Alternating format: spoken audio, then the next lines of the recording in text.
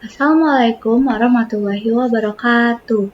Perkenalkan, kami dari kelompok satu ingin mempresentasikan tentang kajian kami terhadap kedisiplinan dan keprofesian dalam teknik industri. Nah, jadi perkembangan teknik industri itu telah dimulai sejak lama ya. Dan ini dimulainya tepatnya di Amerika. Dan bisa dibilang tokoh yang memulai ini semua atau tokoh penting yang ada di sejarah teknik industri itu adalah F.W. Taylor. Nah, perkembangan teknik industri ini mencerminkan besarnya kebutuhan dan pentingnya keilmuan ini di kehidupan manusia, apalagi di sistem kerja dan di sistem terintegrasi. Jadi, awal mulanya itu kelahiran teknik industri ini erat kaitannya dengan revolusi industri yang terjadi di Inggris pada akhir abad ke-18. Nah, pada saat itu tuh terjadi perubahan yang sangat krusial gitu dalam dalam bidang produksi gitu. Nah, yang tadinya awalnya sistem produksi itu bersifat industri rumah tangga atau namanya home industry. Nah, pada saat itu tuh eh, industri rumah tangga ini berubah sifat menjadi sistem industri fabrikasi atau factory system. Nah, perubahan ini dinilai cukup besar sehingga menimbulkan suatu isu atau suatu masalah manajerial dan produktivitas. Sehingga kedepannya ini memunculkan kayak kebutuhan keilmuan dan tenaga ahli yang mampu menggabungkan semua aspek teknis dengan manajerial tadi. Nah, kontribusi penting juga datang dari Adam Smith di teknik industri melalui karyanya yang berjudul The Wealth of Nations tahun 1776. Nah, ini menekankan konsep spesialisasi tenaga kerja dan juga dengan Adam Smith ini teorinya juga ada yang seperti divisi of labor yang dimana memberi dasar pemikiran atau konsep dasar yang kemudian kedepannya diaplikasikan secara langsung oleh Charles Babbage dalam pembagian kerja gitu, dalam produksi paku, serta ada juga tokoh bernama Eli Whitney dalam konsep interchangeable parts dalam produksi senjata. Gagasan mereka meningkatkan efisiensi dan produktivitas sistem kerja. Baik, untuk selanjutnya adalah kajian objek, dan di sini sistem integral atau integrated system adalah objek utama, kajian utama dalam teknik industri. Nah, bisa dilihat di sini ada komponen dasarnya, ada yang untuk sistem integral itu ada tiga, ada man, manusia, machine, dan material. Nah, yang berbeda dari teknik industri dibandingkan disiplin ilmu rekayasa lain itu terletak berfokus terhadap analisis dan perancangan interaksinya antar komponen. Jadi kajiannya itu meliputi interaksi manusia-manusia, manusia material, dan manusia dengan mesin.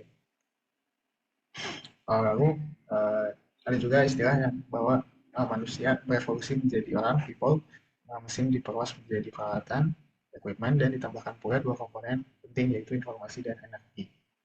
Nah, dimulai dengan hanya berhubungan dengan sistem kerja, workstation, lalu berkembang menjadi manufacturing system, lalu corporate system, perusahaan, dan akhirnya menjadi supply chain atau sistem rantai pasokan. Sekian penjelasan dari kajian objek dari industri. Terima kasih. Oke, sekarang di sini saya akan menjelaskan mengenai kajian perkembangan atau cakupan dalam keilmuan teknik industri itu tersendiri. Yang pertama, seperti yang kita ketahui, teknik industri sebagai disiplin ilmu rekayasa ini memiliki objek kajian utama, yaitu berupa sistem integral atau integrated system. Yang dimana hal ini merupakan suatu entitas yang terdiri dari interaksi berbagai komponen untuk mencapai satu tujuan tertentu. Ada pula, berdasarkan pendapat Turner dalam buku Bahagia tahun 2019, cakupan keilmuan teknik industri ini dapat diklasifikasikan ke dalam dua ranah utama, yaitu yang pertama, sistem kegiatan manusia atau Human Activity System, dan yang kedua, sistem pengendalian manajemen atau Management Control System. Jadi kalau Human Activity System itu mencakup seluruh kegiatan yang tujuannya untuk merancang dan mengoptimalkan aspek fisik atau perangkat keras lah dari sistem integral agar keberjalanan suatu sistem ini menjadi lebih efektif dan efisien. Kemudian ada pula nih, menurut Turner juga tahun 1994, dari perspektif tingkatan pengelolaan sistem, ruang lingkup keilmuan teknik industri ini bisa dikategorikan menjadi tiga level. Yang pertama, yaitu sistem operasi, yang dimana sistem operasi ini berkaitan dengan pengelolaan metode produksi suatu barang atau jasa. Dan lingkup kegiatannya ini ada 5 lingkup besar, yaitu yang pertama, produk atau jasa.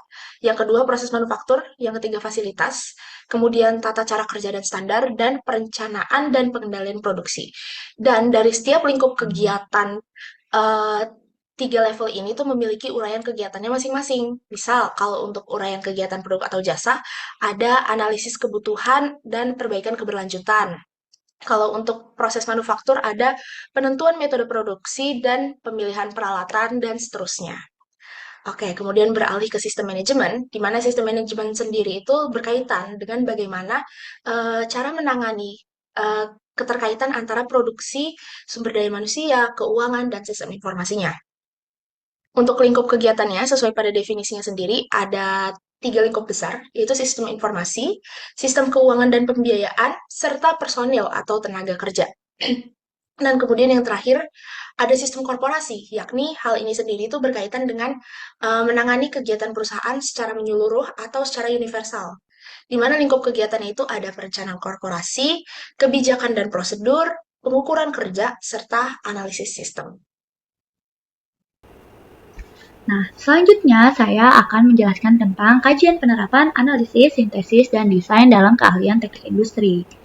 Nah, tahap pertama yaitu tahap analisis. Tahap ini berperan sebagai fondasi awal yang krusial untuk memahami sistem secara komprehensif. Pada fase ini, sistem produksi didekomposisi menjadi elemen-elemen kerja yang lebih detail guna mengidentifikasi berbagai bentuk ketidakefisienan. Analisis sistem kerja dilakukan dengan memecah sistem produksi menjadi elemen-elemen kerja untuk mengidentifikasi sumber inefisiensi, sebagaimana yang diperkenalkan dalam Motion and Time Study oleh Gilbert dan dikembangkan oleh Taylor melalui pendekatan manajemen ilmiah. Nah, contoh penerapannya terlihat pada era manajemen ilmiah saat Taylor menganalisis gerakan pekerja untuk menghilangkan pemborosan waktu dan tenaga, serta pada industri manufaktur modern yang menggunakan analisis alur material guna mengurangi waktu tunggu atau waiting time dan penumpukan barang dalam proses atau biasa disebut buffer. Nah, yang kedua ada tahap sintesis atau merupakan proses penggabungan elemen-elemen sistem yang telah dianalisis menjadi suatu solusi yang terintegrasi dan optimal. Dalam konteks metode kerja, sintesis dilakukan dengan menggabungkan hasil analisis gerakan kerja menjadi prosedur kerja yang lebih baku dan lebih efisien. Sebagaimana dirumuskan oleh Taylor dan Gilbert dalam Scientific Management, sintesis juga diterapkan pada tingkat organisasi seperti yang dilakukan Fayol yang merumuskan prinsip-prinsip manajemen menjadi satu kesatuan teori dalam The Principle of Management. Nah, contoh nyata dari sintesis sendiri adalah perancangan tata letak pabrik atau plan layout yang mengsintesis pertimbangan aliran material, jarak tempuh, dan faktor ergonomi agar tercapai efisiensi yang tinggi, serta pengembangan value chain system yang menyatukan seluruh proses dari pemasok hingga konsumen agar tercipta keunggulan kompetitif. Nah, materi selanjutnya akan dijelaskan oleh teman saya, Meka. Oke, selanjutnya masuk ke penerapan desain dalam keahlian teknik industri.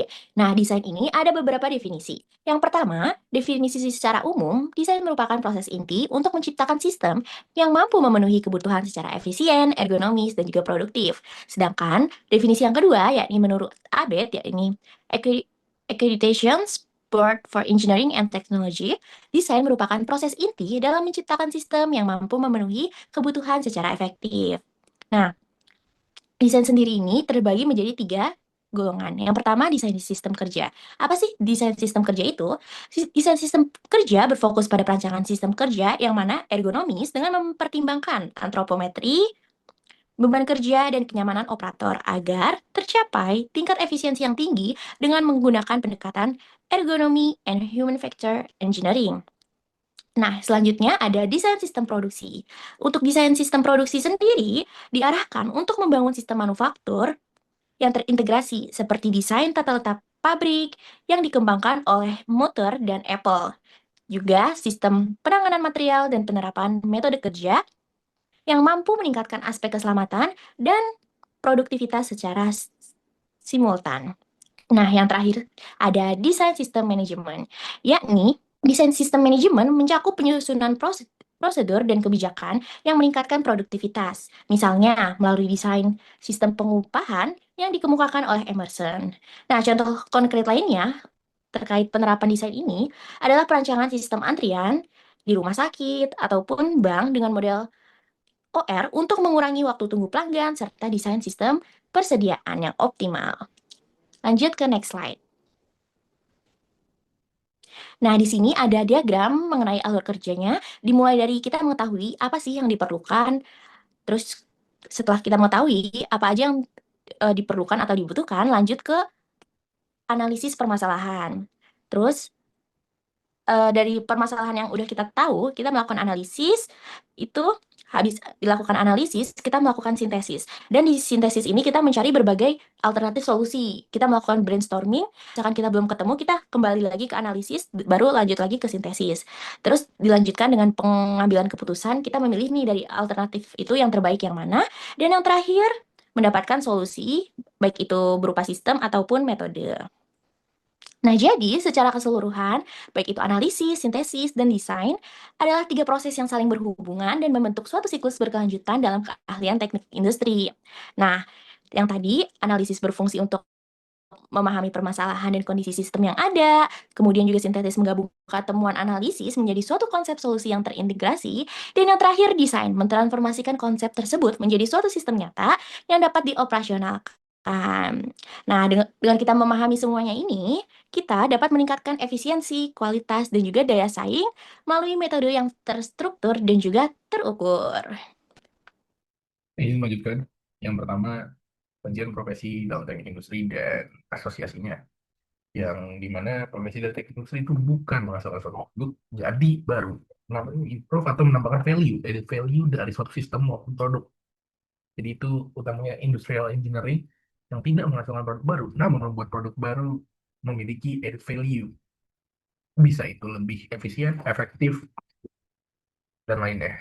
Yang selanjutnya ada profesi dari teknik industri. Yang pertama ada industrial engineer yang di sini mencakup semuanya karena industrial engineer ini mengintegrate semua sistem yang telah dipelajari di sarjana teknik industri. Jadi bisa mencakup material, manufaktur, ergonomi, bisa mencakup dalam integrate manusianya atau human resource-nya. Dan di sini industrial engineer ini profesi paling diincar sebagai seorang sarjana teknik industri. Yang kedua ada health, safety, and environment atau HSE. Nah, biasanya di perusahaan itu HSE atau K3 biasanya kalau orang Indonesia sering dengar. Dan di sini juga karena adanya ergonomical dan ada pelayanan makro K3, disinilah orang-orang teknik industri ditempatkan dan cocok untuk mengatur dan memantau segala kinerja dari perusahaan tersebut. Nah, yang selanjutnya ada konsultan, baik itu manajemen atau teknik.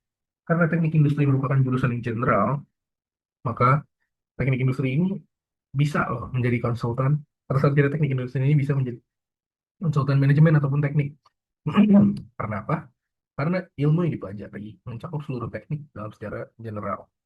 Baik itu ada listrik, baik itu ada mesin, baik itu ada material, baik itu ada manufaktur, dan di situ semua teknik industri mempelajari. Jadi as a konsultan dalam teknik industri ini sangat berpengaruh loh. Dan ini peluang kerja yang sangat tinggi untuk orang-orang teknik industri karena mereka sudah tahu backgroundnya bagaimana, dan walaupun dia tahu hanya general, dia bisa nge-solve suatu permasalahan dengan baik. Itulah profesi teknik industri. Yang selanjutnya ada asosiasi atau organisasi dalam teknik industri. Nah, di sini yang pertama ada BKTIPI atau Badan Kejuruan Teknik Industri atau Persatuan Insinyur Indonesia. Yang selanjutnya ada Badan Kerjasama Penyelenggara Pendidikan Teknik Tinggi Teknik Industri atau BKSTI. Yang selanjutnya ada Ikatan Sarjana Teknik dan Manajemen Industri atau ISTMI. Yang selanjutnya ada LSP TNI, Lembaga Sertifikasi Proses Profesi Teknik dan Manajemen Industri. Jadi, hal yang pertama dan kedua dan ketiga itu dia sebagai wadah untuk sarjana, insinyur, dan teknik industri untuk menyalurkan ide-idenya. Nah, kalau yang kedua ini yang penyelenggara pendidikan, dia punya program di mana dia masuk kampus dan menjadikan wadah untuk para sarjana teknik industri. Nah, kalau yang terakhir, buat yang sertifikasi ataupun yang orang yang minat dalam profesi teknik dan manajemen industri, LSPTNI ini menyediakan sertifikasi untuk orang-orang tersebut dan sertifikasinya sudah legal, di mana di sini juga mereka akan mempunyai gelar belakang setelah sarjana gitu. Jadi itu asosiasi profesi dalam teknik industri. Sekian dari kelompok kami. Terima kasih.